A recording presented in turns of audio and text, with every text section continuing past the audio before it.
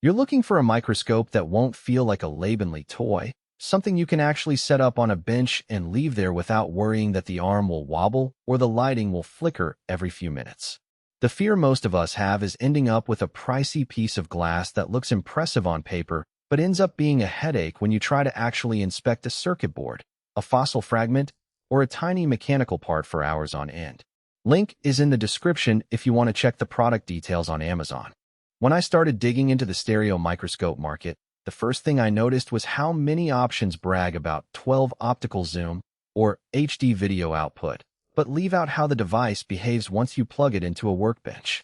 The AmScope SM6TPZ 64S 5M is marketed as a digital professional trinocular system, and that already tells you a lot about the audience it's trying to serve. People who need both hands-free viewing through a camera and the option to look through eyepieces at the same time. That dual-view setup isn't a gimmick. It's a practical solution for anyone who does repetitive inspection and also wants to capture images or video for documentation without constantly swapping between the camera and their eyes. Let's talk about the arm. This model comes on a 40-inch articulating arm with a clamp that can be bolted to a desk or a heavy table.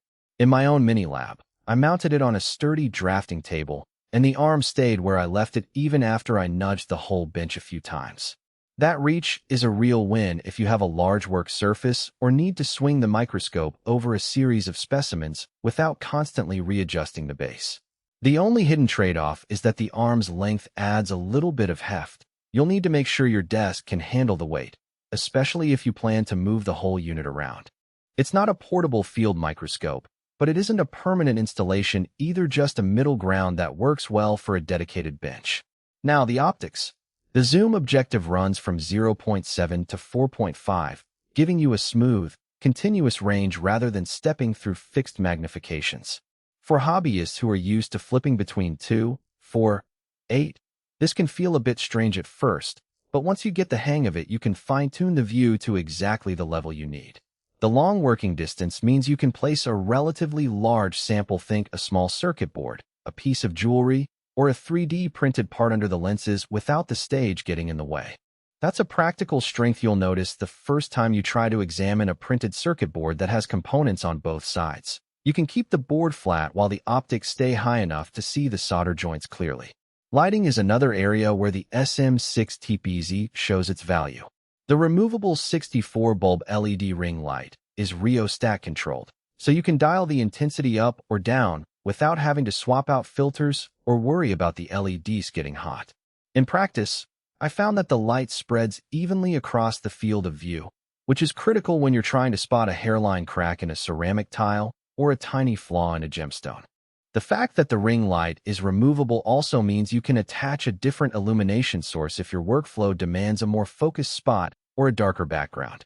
The only minor downside is the bulb count. While 64 LEDs give a bright, uniform glow, they do consume a bit more power than a single LED ring, so you'll notice the power adapter getting warm after a few hours of continuous use. The trinocular head is where the professional label really kicks in. You have two eyepieces for traditional viewing and a third port that feeds a digital camera.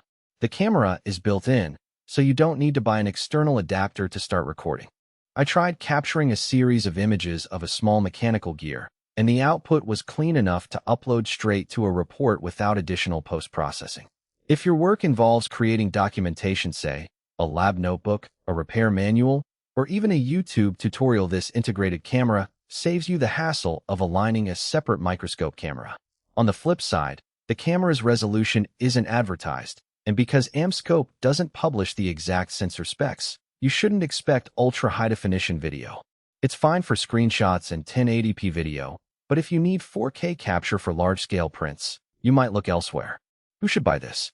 If you're a serious hobbyist, a small-scale electronics repair technician, a biology student who needs to examine specimens without a full-size research microscope, or a maker who regularly documents prototypes, the SM6TPZ hits a sweet spot. The combination of a sturdy arm, decent zoom range, and built-in camera makes it an honest-op solution for a bench that does both inspection and documentation.